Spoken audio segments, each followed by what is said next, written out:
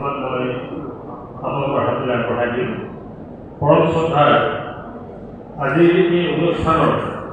সভাপতি বিশেষ সমাজসেৱক চন্দ্ৰ দাস ডাঙৰীয়া, অসম সাহিত্য সভাৰ প্ৰাক্তন সাধাৰণ সম্পাদক, আমাৰ কৰ্মপাৰ কনিষ্ঠ বিদ্যালয়ৰ অধ্যক্ষ শ্ৰী পদুম ৰাজখোৱা,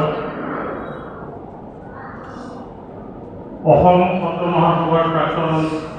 প্ৰধান সম্পাদক, প্ৰাক্তন অধ্যক্ষ